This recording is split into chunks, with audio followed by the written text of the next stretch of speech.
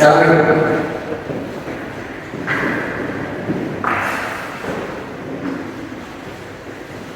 datang di podcast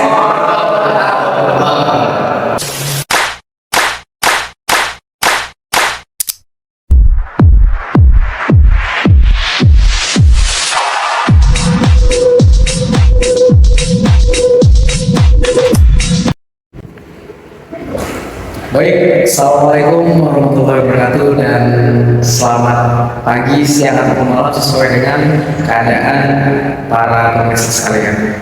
Jadi di sini kita akan melaksanakan atau mungkin mengadakan sebuah podcast mengenai hakikat dan fungsi komunikasi dalam kehidupan manusia. Di sini saya ditemani dengan berbagai narasumber dari berbagai lembaga dan asal pendaftar juga. Mungkin saya mengenal diri terlebih dahulu. Nama saya Raja Mania Muhammad Syahsyada, asal pendaftaran Kalimantan. Dan dari narasumber, nama saya Iwan Riansyah, saya dari Jawa Tengah. Nama saya Terpinani Muslimah Kastela, saya dari Lombok Barat. Saya Bagas Saidi Purwanto dari Jawa Tengah. Oke, jadi kami di sini melakukan podcast ini dalam rangka pemenuhan tugas mata kuliah. Nah, jadi kepada rekan-rekan narasumber sekalian kita santai aja, karena mungkin beberapa juga di sini itu sebenarnya teman kelas ya kemudian ya bareng-bareng selama mungkin kurang lebih 2 tahun setengah lah ya, dari tingkat satu. Jadi kita ini luar dulu, kita udah pada maksud sama lain. Nah, sekarang kita nih fokus ke hal yang ingin kita bahas, yaitu mengenai komunikasi. Kalau dari narasumber, apa gitu yang kepikiran dengan kata komunikasi? Kalau aku sih komunikasi itu gimana cara kita mengeluarkan apa yang sedang kita rasakan gitu. Jadi orang lain itu ngerti gitu apa yang kita rasain, apa yang kita ingin ungkapkan gitu. Jadi orang lain bakal paham gitu apa yang kita pikirkan. Kalau menurut saya, komunikasi itu bagaimana cara kita memahami orang dan kita menerima masukan dari orang dan kita berinteraksi kepada orang. Kalau saya pribadi, komunikasi itu hal yang krusial. Jadi setiap orang ini perlu yang namanya komunikasi. Yang bisa kita diam-diaman satu sama lain sama orang. Apalagi kita nanti jadi ASN, kita memerlukan komunikasi yang baik antar bidang, bagian, supaya kita saling berkoordinasi satu sama lain. Memang secara sadar sebenarnya komunikasi ini adalah sesuatu yang memang dekat banget dengan siklus kita ya, kehidupan kita sehari-hari. Yang mana sebenarnya komunikasi ini juga bisa jadi salah satu pemicu sebenarnya dari suatu hubungan kan. Kalau komunikasi kita baik di awal, mungkin hubungan kita bakal baik. Kalau kita dari awal komunikasi jelek, ya mungkin bisa jadi apa yang jadi lawan kan.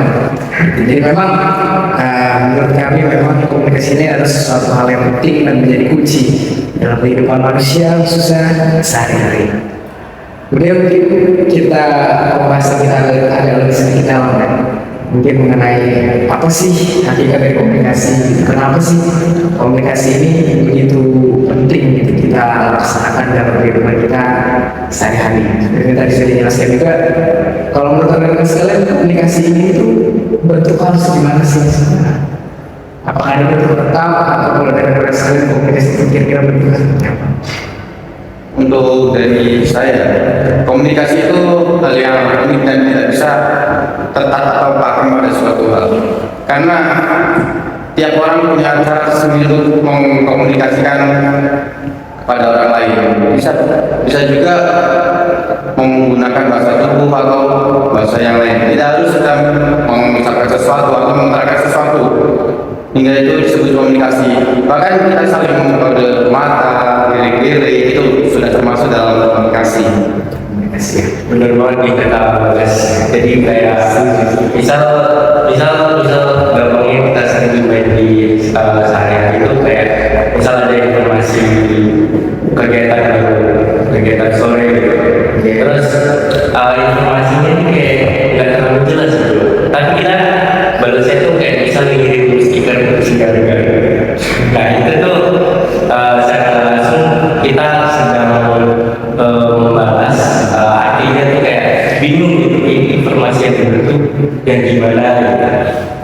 Sebenarnya itu sih. Kalau dari saya gimana? Sebenarnya kalau komunikasi itu kayak kita gimana caranya kita mengerti dengan apa yang disampaikan kita, apa yang disampaikan lawan bicara kita. Kayak itu sih sebenarnya komunikasi itu hal seperti itu aja. Setuju sih.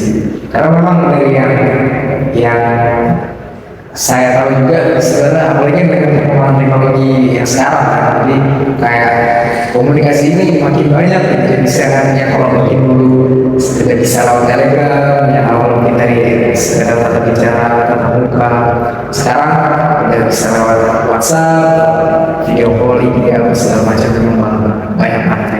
Jadi memang komunikasi itu nggak sekedar ngomong, bisa jadi tentang ekspresi, tentang tindakan, ataupun bahkan tentang kehendak kan. Jadi maksudnya jadi kayak kita di sekarang mungkin komunikasi kita ini mungkin lewat chattingan. Kalau kita chat orang terus gak dibalas, malah gak jadi salah satu komunikasi kan. Dan ini tuh tadi kalau Ada suatu pesan tersirat di dalamnya. Terus di situ, jadi itu secara langsung itu juga bentuk komunikasi.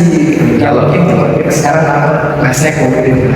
Kalau itu susah itu membangunnya. Apalagi kalau misalnya kita cowok kan chatting sama cewek terus tiba-tiba ngirim stiker apa yang kurang jelas, tapi nanti jelas aja kita harus apa gitu. Beda banget ya. Karena tuh di kita juga timbul sering perkataan laki-laki itu kan menggunakan logika, sedangkan perempuan itu perasaan. Jadi kan kalau kita berpikir ya kalau dengan dibalas seperti apa gitu, perempuan punya maksud lain. Ternyata kalau dengan dibalas itu maksudnya ternyata pengen di-chat lagi, apa gimana gitu. Dan kadang kalau cewek balas nggak apa-apa tuh artinya beda. Iya. Tergantung karena kalau GWP aja kalau nggak apa-apa aja. Ayo banyak. Sama kan. emang seru itu juga ya sebenarnya. Bahkan dari ukuran font aja, misal besar, membedakan ini tuh apa artinya. Kita yang cowok ini bingung. Iya sih. Kemudian ya kita lanjut lagi, itu kan yang tadi secara bahasa kita ya mengenai komunikasi itu gimana. Nah ternyata dari yang saya sebagai orang juga cari tahu maksudnya sebenarnya fungsi komunikasi itu juga banyak, fungsi komunikasi. Ya mungkin rekan di sini juga mungkin kira-kira ada nggak sih yang kayak secara gamblang atau mungkin secara highlight yang rekan bisa sampaikan mengenai fungsi komunikasi yang rekan paling rasakan mungkin dari salah satu. Kalau yang paling utama sih menurut saya fungsi informasi ya tentunya. Jadi komunikasi ini digunakan untuk menyampaikan informasi kepada orang lain supaya orang lain ini jadi mengerti tentang informasi itu sendiri. Menurut saya ada fungsi persuasif, itu yang paling relatable sih sebenarnya. Misalnya Bagas ngajak ceweknya nonton horor, tapi ceweknya nggak mau nonton horor. Nah, Bagas ini harus berkomunikasi sama dia, kenapa kamu nggak mau nonton horor? Nanya alasannya. Pernah nggak jelas? Pernah nggak kita Itu rahasia dapur. Dan dari sini. Ya, terus dari Bagas kira-kira apa sih fungsi komunikasi untuk Bagas? Betul yang disampaikan Riko sama saya ini. Jadi pada intinya komunikasi ini bagaimana kita saling bertukar informasi dan paham atas informasi tersebut. Kalau kita nggak tahu apa arti informasi tersebut, jadi komunikasi itu nggak berjalan dengan baik karena ada suatu orang yang tidak memahami apa yang disampaikan orang lain. Juga kayaknya fungsi komunikasi ini apalagi dari kehidupan kita sebagai pelajar. Jadi kayak kita ini sebagai pelajar komunikasi itu penting banget di kehidupan sosial kita itu pertama. Terus yang kedua yang mungkin kalau kita sering kesalahan komunikasi itu kan secara langsung mungkin ternyata persuasif, tapi bisa jadi itu sebagai cara crowd control atau pengendalian kita terhadap kerumunan massa. Gitu kan, mungkin itu juga sebagai mungkin yang rekan mungkin salah juga ya gimana kayak posisinya mungkin seseorang mungkin sedang masalah operasi ataupun menyiapkan barisan kalau kita siklus berpelajar kan. Jadi fungsi komunikasi itu juga bisa mungkin sebagai pengendalian ya di sosial itu mungkin gimana caranya kita membuat networking, membuat jaringan, bagaimana kita berkenalan dengan orang lain. Jadi memang cukup banyak banget fungsi-fungsi komunikasi yang disampaikan tadi oleh saudara Riko, Zari, dan juga Budi Bagas, informasi, persuasi, ekspresi, mengendali dan lain-lain. Kemudian kita lanjut kepada mungkin kita masuk ke kira-kira implementasi di kehidupan nyata. Gimana sih mungkin orang punya cerita gimana kalau misalkan komunikasi itu gak jalan, akhirnya itu bisa membuat masalah miskomunikasi yang mana narasumber alami gitu, sampai entah di rumah, di kehidupan sebagai pelajar ataupun yang lain-lain. Misalnya ini sih kalau bahasa Rusia dikabarin jam 9:30. Nah semuanya prepare jam 8-an lah, 8:30 untuk perpajakan jam 9:10. Terus tiba-tiba 10 menit setelah itu, pas setelah prepare dikabarin Jamir perpajakan jam 9 itu kan jadi scary ya. Nah, Itu miskomunikasi parah sih.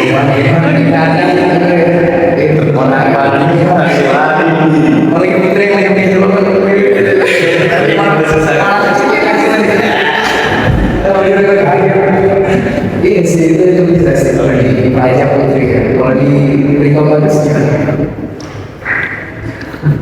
Apa gitu, kejadian miskomunikasi yang bikin kalian itu ya kesusahan, entah itu di rumah ataupun mungkin kemarin masih sebagai pelajar. Kalau saya pribadi ya, dulu tuh pernah di rumah. Jadi waktu itu orang tua nyuruh kalau pulang jangan kemalaman ya. Saya bilang ya malam apa? Iya pulang malam kok, nggak nginap. Tapi kalau dari saya pribadi, malamnya itu jam 11 karena itu kan masih malam kan. Tapi kalau dari orang tua udah kemalaman gitu. Karena kan bilang malamnya itu Malamnya jam berapa? benar sih. Ya kan. Jadi memang nggak ada ketentuan yang jelas dalam komunikasi itu juga bakal menimbulkan masalah sebenarnya.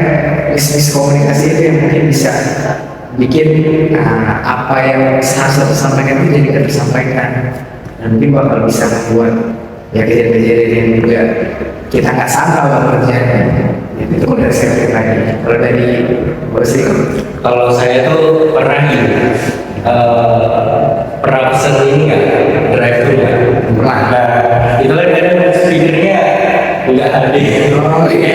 Rese-rese gitu. Jadi kita mau misal pesen ayam berapa, nasi berapa tuh kadang bingung. Bukan kita yang bingung, si masnya yang bingung. Kita ini mau apa, karena kan kadang jalan dari mobil ke stasiun itu ke yang buat pesen tuh lumayan jauh, jadi nggak terlalu dari infonya gitu. Nanti pas kita di tempat bayarnya kadang sering beda sering gitu. Itu misinfo juga sih. Oh benar. Kalau dari Kalau Bagas, saya ada sebuah cerita permainan kata-kata mengenai komunikasi. Jadi ceritanya ini saya di chat sama saya, guys, Wisma enggak? Saya udah pilih nih, ini pasti bukan apa ini. Sambil waktu jam siang, jadi saya keluar Wisma, saya bilang, enggak, udah di luar Wisma. Saya nggak bilang saya udah keluar PKD, ada di luar Wisma. Oh iya, 2050 lagi ngejemput hati. ada yang salah. Kita nggak bohong, tapi itu juga menghindari kita dari Permainan kata-kata.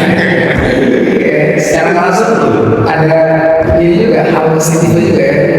Nggak selalu menimbulkan permasalahan, kadang juga bisa menyelamatkan hidup. itu mungkin bisa dicontoh sama gender-gender kita.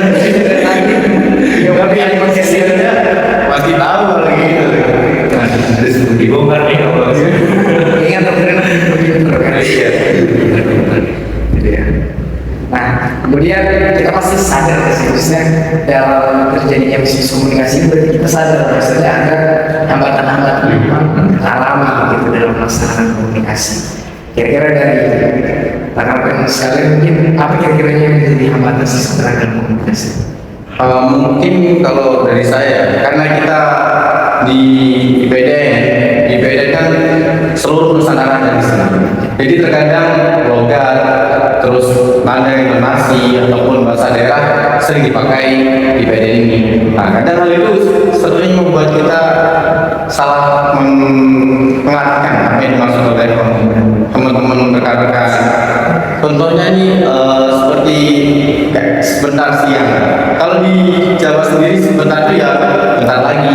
Nah, kalau mungkin orang-orang yang di PDN sebentar itu ya nanti malam, sebentar malam.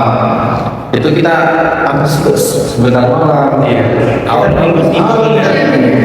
Ternyata nanti malam baru kita tahu, kita sedikit belajar tentang keragaman bahasa di situ. Terus kayak bahasanya Nabil cepet banget gitu. Iya.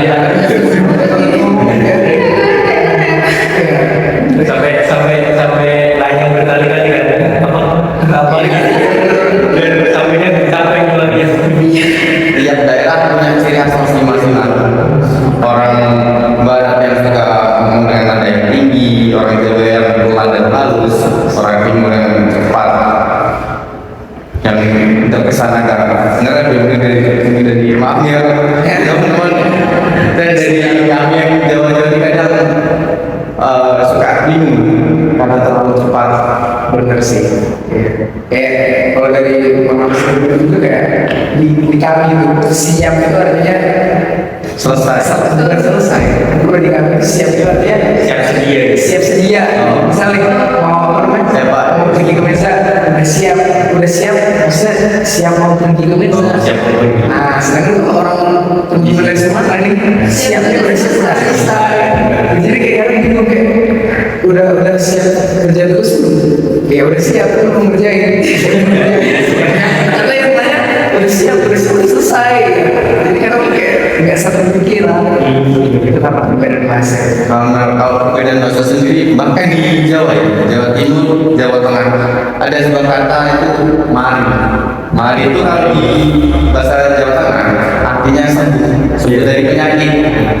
Aku sakit nih, ditanya udah mari belum? Wes mari. Kalau orang Jatim, mari itu artinya sudah.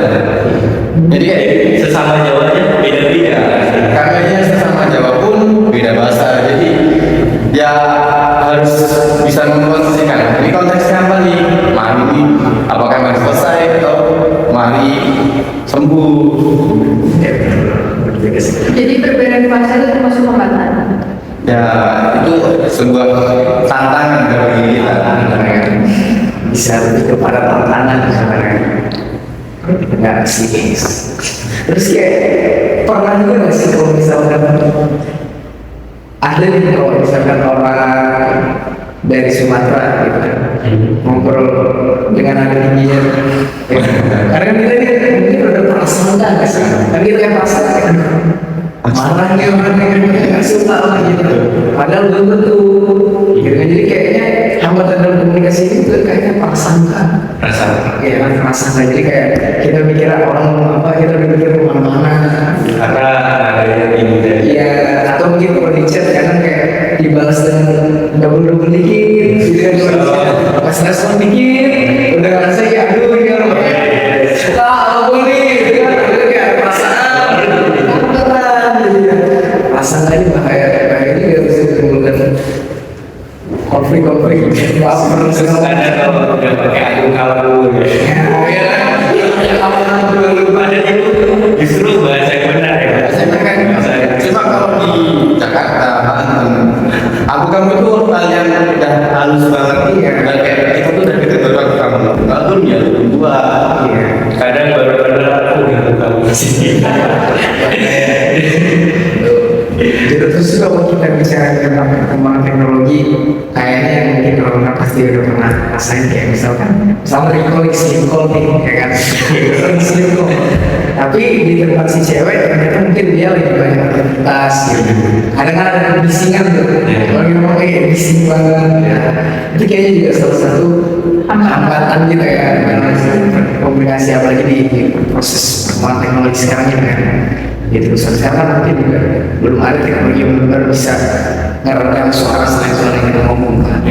Jadinya kebisingan juga mungkin jadi salah satu hambatan kita dalam masalah komunikasi. Gitu. Mungkin itu ya kurang lebih mengenai komunikasi dalam kehidupan kita sebagai manusia khususnya sehari-hari. Jadi mungkin dari saya mungkin akan menyampaikan kesimpulannya mengenai apa aja yang kita obrolin sih selama ini. Jadi intinya adalah mengenai komunikasi ini banyak banget ya definisi yang sudah disampaikan oleh beberapa sumber. Intinya adalah komunikasi ini bagaimana sih cara kita mengungkapkan apa yang kita kirim, maksud supaya kalau bicara kita ini dan mungkin mengikuti juga dari apa yang kita tuju dari proses komunikasi tersebut. Kemudian mengenai apa aja sih fungsi komunikasi yang mungkin dapatkan di sini juga punya pandangan, dan juga dari saya pribadi juga punya pandangan. Terlepas dari berbagai fungsinya, ternyata juga komunikasi ini juga punya hambatan, ya kan? Jadi dalam melaksanakan fungsi-fungsi tersebut ternyata juga ada hambatan-hambatan yang membuat kita itu juga mempunyai tantangan gitu. Makanya ilmu komunikasi sendiri kan di perkuliahan aja juga punya jurusannya, gitu. Saking pentingnya komunikasi itu. Mungkin itu yang dapat kami sampaikan, yang mungkin hal-hal baik yang mungkin bisa diambil dari podcast juga dari obrolan kami siang hari ini, mungkin bisa rekan-rekan ambil, yang jelek mungkin tidak usah diambil. Oke, mungkin itu dari saya pribadi secara host. Mungkin dari langsung ada tambahan. Cukup sih udah cukup. Oke. Terima kasih rekan-rekan sudah menonton di sini. Jangan lupa follow, like, dan share, dan bagi-bagi ke rekan-rekannya sedang menonton. Semoga di sini bisa memberikan manfaat bagi rekan-rekan semua. Sampai jumpa di lain kesempatan. See you.